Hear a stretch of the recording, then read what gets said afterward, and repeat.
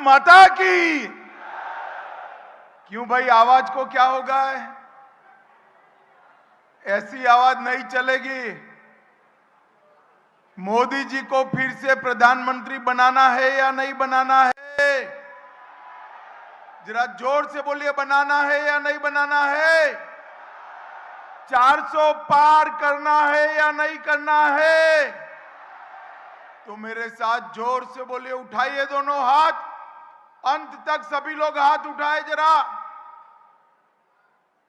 विजय के संकल्प की मुट्ठी भींचे और प्रचंड आवाज से बोलिए, भारत माता की जय श्री राम, जय जय श्री राम। आज स्वामी विवेकानंद स्पोर्ट्स कॉम्प्लेक्स में इस सभा के मंच पर उपस्थित दीपेश भाई टंडेल, नटू भाई पटेल, दामजी भाई कुराड़ा, एसपी दमानिया जी, रजनी शेट्टी जी, हमारे दोनों प्रभारी पूर्णेश मोदी और दुष्यंत पटेल जी, आज जिनको जिताने के लिए मैं यहां आया हूं, दोनों प्रत्याशी जरा आगे आओ। लालू भाई पटेल दीव और दमन के लिए और कलाबेन देलकर दादरा नगर हवेली के लिए जोर से ताली बनाइए दोनों प्रत्याशी के लिए। और आज इस विशाल जनसभा के अंदर उपस्थित प्यारे भाइयों, बहनों, माताओं और मेरे जिगर के टुकड़े जैसे युवा मित्रों, आप सभी को नमस्कार, राम राम। भाइयों और बहनों, कुछ ही दिनों में 7 तारीख को चुनाव होने वाला है। इसमें हमारे दोनों प्रत्याशियों के समर्थन के लिए मैं यहां आया हूं। सबसे पहले मैं राम मंदिर, वासुकीनाथ मंदिर, अंबा माता मंदिर, जलाराम बापा के मंदिर को हाथ जोड़कर प्रणाम कर कर मेरी बात की शुरुआत करता हूं। कवि अदेसर खबरदार जी को भी प्रणाम करता हूं और दीव दमन दादरा नगर हवेली की आजादी के लिए जिन्होंने संघर्ष किया, वो सभी स्वतंत्रता सेनानियों को मनपूर्वक प्रणाम कर कर मेरी बात की शुरुआत करना चाहता हूं। भाइयों बहनों, इस संघ प्रदेश नरेंद्र मोदी जी के शासन में आने के बाद अनेक दृष्टि से समग्र देश का आकर्षण का केंद्र बना है। जब मैं यहां आया हूं 24 के चुनाव की बात करने के लिए, तो 24 के चुनाव के लिए इस देश की जनता के सामने 2 विकल्प हैं। एक और चांदी का चम्मच लेकर पैदा हुए राहुल गांधी जी है और दूसरी ओर गरीब चाय बेचने के वाले के घर पर पैदा हुए नरेंद्र मोदी है। ये दोनों के बीच में तय करना। एक और 23 साल तक मुख्यमंत्री प्रधानमंत्री रहते हुए दीपावली के दिन भी छुट्टी लिए बगैर सीमा पर सेना के जवानों के साथ दीपावली मनाने वाले नरेंद्र मोदी है और दूसरी ओर गर्मी थोड़ी बढ़ते ही थाईलैंड और बैंकॉक छुट्टी में जाने वाले राहुल बाबा है। एक और 12 लाख करोड़ के घपले, घोटाले, भ्रष्टाचार करने वाला इंडी अलायंस और कांग्रेस पार्टी है।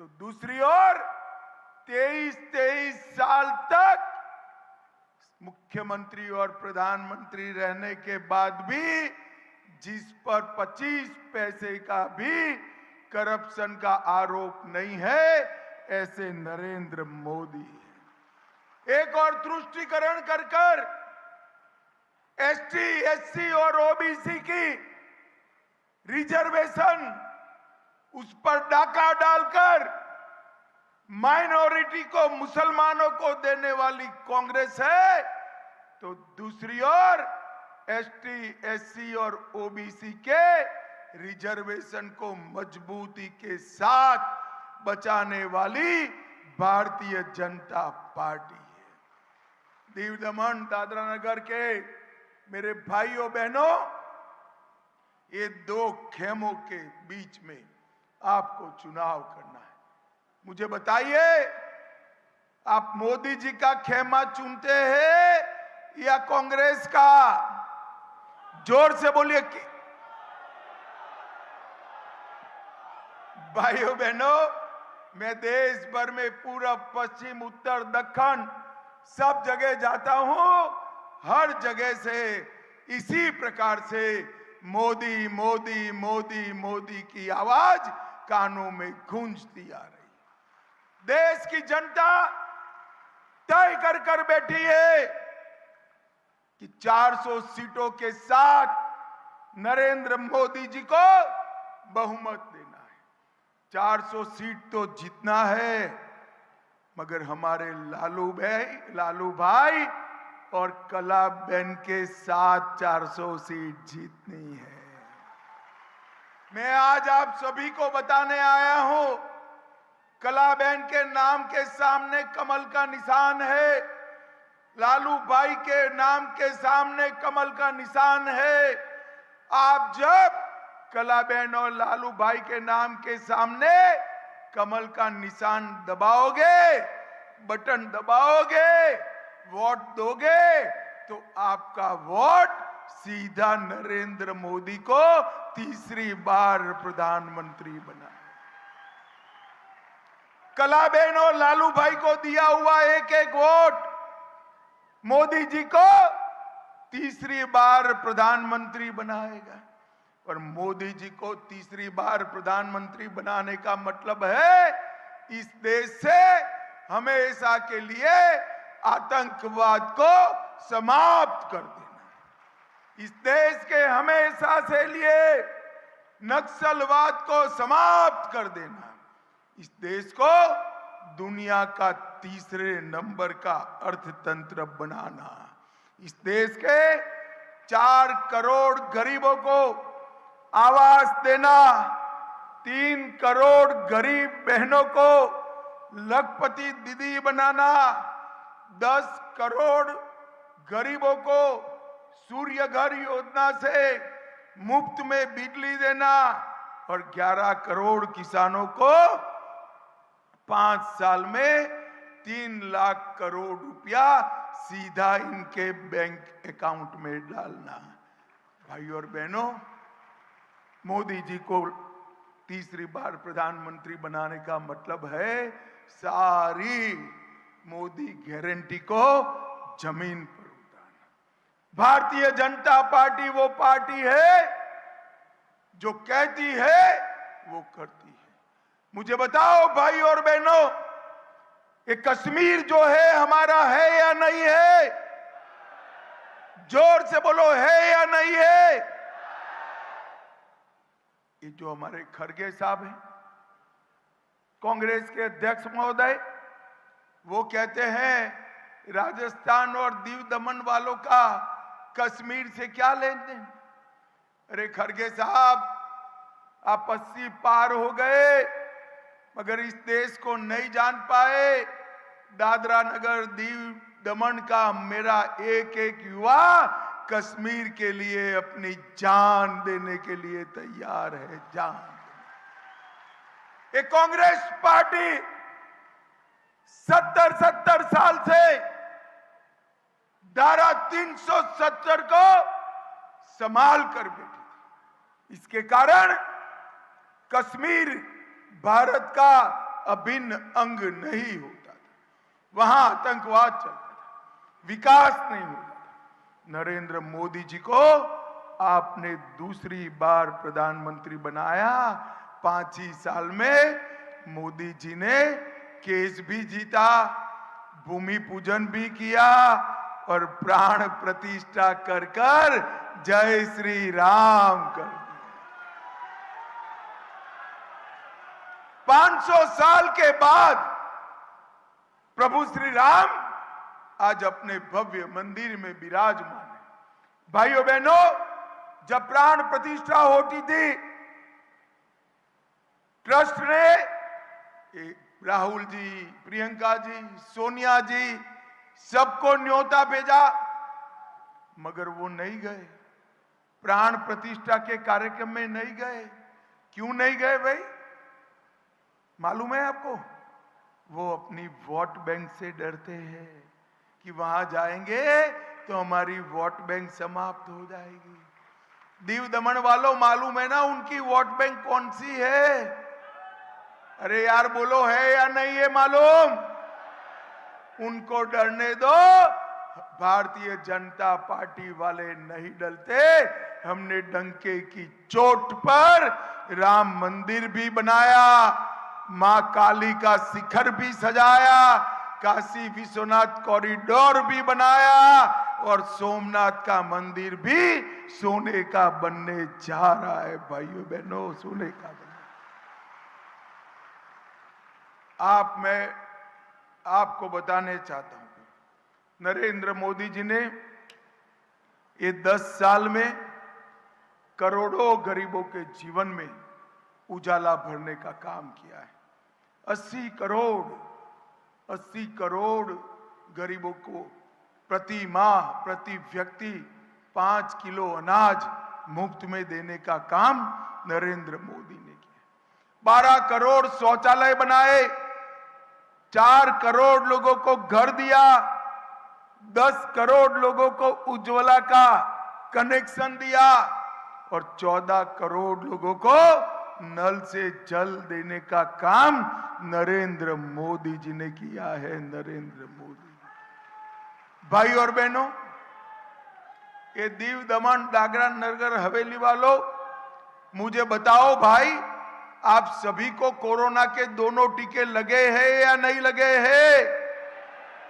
जोर से बोलो, लगे हैं या नहीं लगे हैं? 25 पैसा भी देना पड़ा है क्या? मोदी जी ने कॉफी पिलाकर सभी को मुफ्त में कोरोना का टीका लगाकर देश को कोरोना से सुरक्षित करने का काम नरेंद्र मोदी जी ने किया है। भाइयों बहनों, जब मोदी जी अपील कर रहे थे कि सभी लोग कोरोना का टीका लगाइए, तो ये राहुल बाबा कह रहे थे टीका मत लगाओ, ये तो मोदी टीका है, बीमार पड़ जाओगे। अच्छा है, दीव दमन वाले उनका नहीं सुनते, सभी ने टीका लगा दिया। जब पूरे भारत ने टीका लगा दिया, एक दिन रात को राहुल बाबा और प्रियंका जी भी अंधेरे में टीका लगाकर आ गए। अरे राहुल बाबा, शर्म करो, शर्म करो। कोरोना जैसी महामारी में भी राजनीति करते हो, शर्म आनी चाहिए आपको। भाइयों बहनों, मोदी जी ने देश के गरीब व्यक्ति की जीवन की रक्षा करने का काम किया। और क्या आज हालत हुई राहुल गांधी? पहले अमेठी से लड़ते थे, स्मृति ईरानी जी के सामने हारे, वायनाड भागे, इस बार वायनाड में जोखम लगा है, अब रायबरेली गए हैं। अरे राहुल बाबा, यहां से वहां, वहां से यहां, यहां से वहां क्यों कर रहे हो? मैं आपको बता देता हूं, सीटों में कोई प्रॉब्लम नहीं है, प्रॉब्लम आप में है। जहां जाओगे वहां हारोगे। भाइयों बहनों, ये रायबरेली में भी प्रचंड बहुमत से हारने वाले हैं। मोदी जी ने तो एक ही बार चंद्रयान लॉन्च किया, चंद्रमा के दक्षिण ध्रुव पर उसको लैंड भी कर दिया। ये राहुल नाम का यान जो है, सोनिया जी ने 20-20 बार लॉन्च किया, मगर लैंड करने का नाम नहीं देता है भाई। अबे 21वां ट्रायल है, देखो क्या होता है। मुझे मालूम है 21वां ट्रायल भी क्रैश कर जाने वाला है, लैंड नहीं कर पाएगा। भाइयों बहनों, मैं आज यहां दीव दमन वालों को पूछना है, ये इंडी अलायंस वाले, वैसे तो कोई संभावना नहीं है, मगर मान लो जीत गए तो उनका प्रधानमंत्री कौन बनेगा बताओ तो जरा, कौन बनेगा? शरद पवार बन सकते हैं क्या? अरे जोर से बोलो, बन सकते हैं? ममता दीदी देश संभाल सकती है? स्टालिन पूरे देश को जानते हैं क्या? उद्धव ठाकरे में दम है क्या? अब हंसना मत, अंतिम नाम पूछता हूं, हंसना मत। हां, राहुल बाबा संभाल सकते हैं क्या? तो भाई प्रधानमंत्री कौन बनेगा? इनके पास कोई नाम ही नहीं है। पत्रकारों ने, मैं बताता हूं पत्रकारों ने जब उनको पूछा तो उन्होंने कहा बारी बारी एक एक साल हम बनेंगे। बोली अरे भैया, ये परचूरन की दुकान है क्या कि बारी बारी एक दिन बेटा, एक दिन बेटी, एक दिन बहू, एक दिन मां बैठेगी और दुकान चला लेगी? ये तो महान भारत के भविष्य का सवाल है, महान भारत के भविष्य। आपके पास कोई प्रत्याशी नहीं है। अगर प्रधानमंत्री कोई बन सकता है तो भाजपा के प्रिय नेता नरेंद्र मोदी बन सकते हैं मित्रों, नरेंद्र मोदी। भाई और बहनों, इनके हाथ में अगर गलती से भी देश पड़ गया और कोरोना जैसी महामारी आई तो ये संभाल सकते हैं क्या? पाकिस्तान को मुंह तोड़ जवाब दे सकते हैं क्या? आतंकवाद समाप्त कर सकते हैं क्या? चंद्रयान को चंद्रमा तक भेज सकते हैं क्या? वैक्सीन ला सकते हैं क्या? करोड़ों गरीबों का भला कर सकते हैं क्या? ये कर सकते हैं तो केवल 12 लाख करोड़ का घपला घोटाला भ्रष्टाचार कर सकते हैं भाइयों बहनों, और कुछ नहीं कर सकते पूरा देश। इसलिए नरेंद्र भाई को प्रधानमंत्री बनाने का तय कर बैठे। मैं आज दमन दीव को कांग्रेस के कारण ही देश से लेट स्वतंत्रता मिली और उनके कारण ही यहां विकास लेट पहुंचा। मैं आज बताना चाहता हूं, कांग्रेस पार्टी ने दमन दीव के लिए कुछ नहीं किया। मोदी जी ने टूरिज्म को बढ़ावा दिया, होम स्टे कल्चर शुरू किया, ईज ऑफ टूरिज्म बढ़ाया, एयरपोर्ट भी नया बन रहा है और दीव पहला ऐसा जिला है जो दिन में 100% स्वच्छ ऊर्जा से चलने वाला जिला हमारा दीव बन गया। मल्टी स्पोर्ट के बीच गेम्स हुए, 1600 खिलाड़ियों ने हिस्सा लिया, 300 बेड का नया सरकारी अस्पताल बना, मेडिकल कॉलेज बना, 2 लाख मैंग्रोव लगाए गए, मैंग्रोव की नर्सरी भी लगाई गई। अहमदाबाद और सूरत के लिए हवाई सेवा शुरू हुई। 6000 यात्री अब तक आवन जावन कर चुके हैं। सोमनाथ और दमन से मुंबई के बीच में भी हवाई सेवा शुरू करने का काम नरेंद्र मोदी जी ने किया। भाइयों बहनों, दीव दमन के 8000 मछुआरों को बायोमेट्रिक आईडी कार्ड देने का काम नरेंद्र मोदी जी ने किया है और पूरे दीव दमन को विकास के लिए आगे बढ़ाने का काम किया है। अंत में मैं इतना ही कहना चाहता हूं, हमने दोनों लोग आगे आ जाओ जरा, हमारे दो मंजे हुए प्रत्याशी दिए हैं भाई, ये मोदी जी के साथी। उनको वोट देने का मतलब है नरेंद्र मोदी को वोट देना। कमल पे निशान पर वोट देने का मतलब है नरेंद्र मोदी जी को प्रधानमंत्री बनाना, और नरेंद्र मोदी जी को प्रधानमंत्री बनाने का मतलब है पूरे संसार में हमारे भारत को एक नंबर का देश बनाना, एक नंबर का देश बनाना। तो मैं अंत में आप सभी को पूछना चाहता हूं, इतनी विशाल जनसभा को बताइए, कमल के निशान पर बटन दबाएंगे क्या? जोर से बोलिए, अंत तक दबाएंगे क्या? हमारे दोनों प्रत्याशियों को जिताएंगे क्या? 400 पार कराएंगे क्या? दोनों सीटें मोदी जी की झोली में डालेंगे क्या? और मोदी जी को तीसरी बार प्रधानमंत्री बनाएंगे ना? तो मेरे साथ दोनों हाथ उठाइए, उठाइए दोनों हाथ, विजय के संकल्प की मुट्ठी बींचे और प्रचंड आवाज से बोलिए, भारत